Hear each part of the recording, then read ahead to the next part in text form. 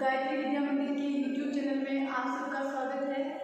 आज की आपकी हिंदी साहित्य की क्लास में जो एक बिंदु रह गया है आपके पाठ्यक्रम में काव्य शास्त्र में अलंकार, बाकी सारी चीज़ें हो गई हैं, हमारे काव्य के गुण दोष छंद आदि हो गए हैं। एक बार बिंदु अलंकार का रह गया है। वैसे अलंकार का एक वीडियो आपकी अनिवार्य हिंदी की दृष्टि से उसके पाठ्यक्रम के अनुसार बनाया हुआ है, लेकिन आपकी साहित्य में उससे अलग कुछ पाठ्यक्रम में अलंकार है, तो मैं उसका एक अलग से वीडियो बना रही हूँ आपके लिए। तो देखिए, हम बात करते हैं अलंकार क्या है। वैसे आप कक्षा 9 से अलंकार का अध्ययन करते आए हैं, सामान्य जानकारी अलंकार के विषय में आप रखते हैं, किंतु फिर भी आज हम बात करते हैं अलंकार की। तो अलंकार क्या है, किन शब्दों से मिलकर बना है, क्या अर्थ है, क्या महत्व है, किस तरीके से विभिन्न आचार्यों ने, साहित्यकारों ने, कवियों ने उसे परिभाषित करने का प्रयास किया है। तो हम बात करते हैं सबसे पहले अलंकार जो है वो दो शब्दों से मिलकर बना है, अलम धन कार। अलम का अर्थ होता है आभूषण, गहना, और कार का अर्थ होता है करने वाला। तो क्या अर्थ हुआ अलम और कार का?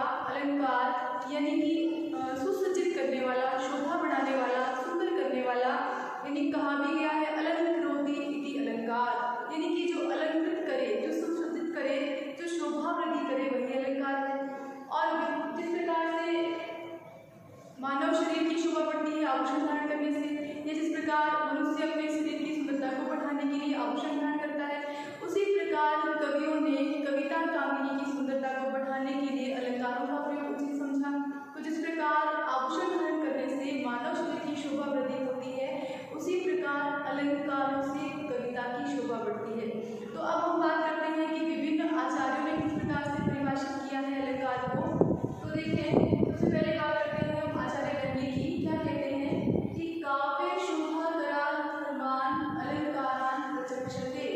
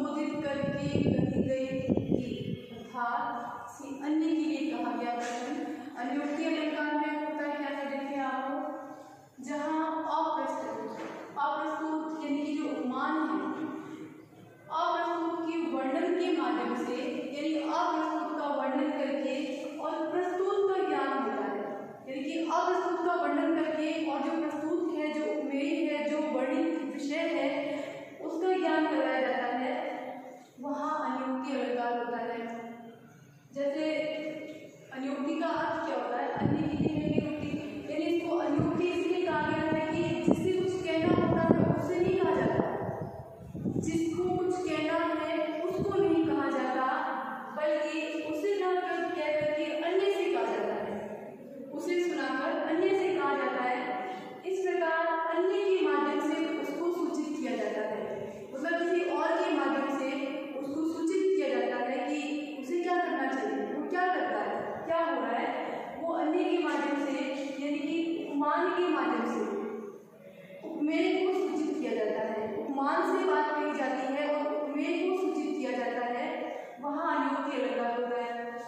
यानी कि इसमें किसी वस्तु का सीधा सीधा वर्णन ना करके उसके समान किसी दूसरी वस्तु का वर्णन करके और उस वस्तु का ज्ञान, यानी उपमेय का ज्ञान करवाया जाता है, यानी उपमान का वर्णन करके उपमेय का ज्ञान करवाया जाता है, वहाँ अनियुक्ति अलंकार होता है। उदाहरण से आपको और ज़्यादा स्पष्ट हो जाएगा। उदाहरण है कवि बिहारी का दोहा है, राजा जयसिंह के लिए कहा है उसने कि नहीं पराग नहीं मधुर मधु नहीं विकास तीन काल अली कली सो बंधु आगे कौन हवाल।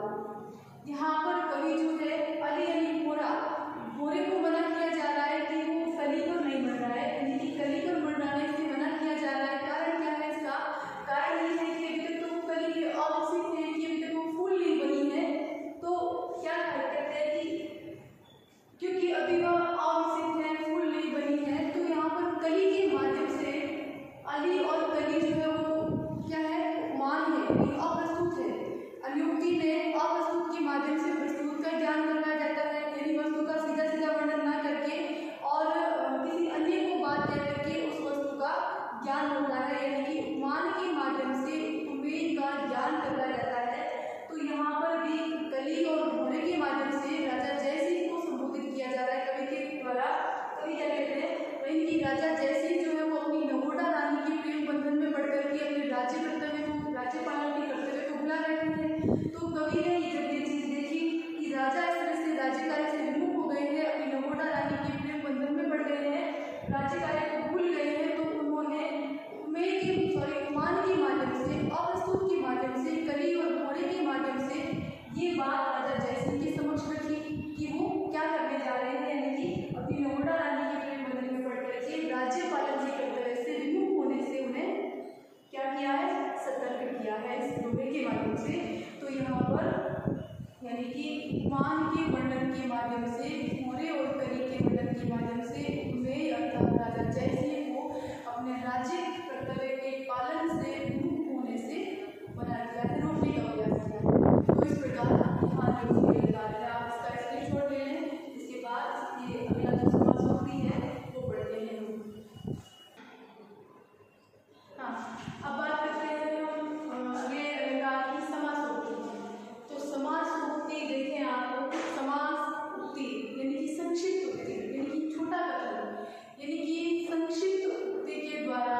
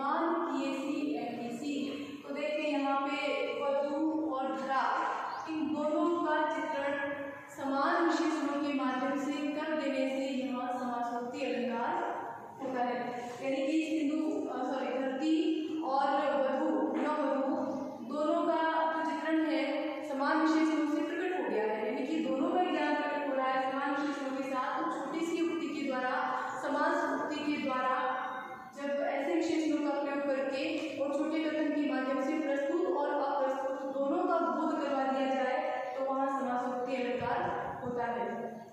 अब बात करते हैं हम विभावना अलंकार की।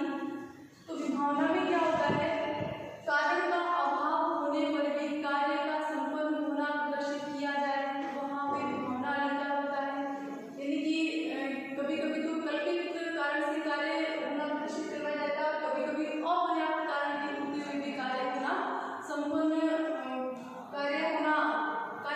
होना प्रदर्शित होता है काव्य के अंदर, तो वहाँ विभावना अलंकार होता है।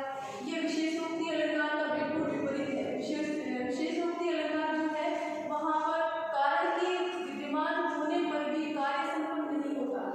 जहाँ कारण है किंतु कार्य नहीं हो, वहाँ विशेषोक्ति होता है। लेकिन यहाँ पर देखिए विभावना में क्या है, कारण नहीं होते हुए भी कार्य संपन्न होना प्रदर्शित हो जहाँ काव्य में, वहाँ विभावना अलंकार होता है। देखिए उदाहरण दिया गया है, बिनु पद चले सुने बिनु काना, कर बिनु कर्म करे विधि नाना। देखिए यहाँ पे निराकार ईश्वर का वर्णन है। निराकार ईश्वर है, जिसका कोई आकार नहीं, जिसका कोई रूप रंग नहीं, जन्म नहीं, परिचय नहीं, पहचान नहीं, ऐसे ईश्वर का वर्णन किया है कवि ने यहाँ।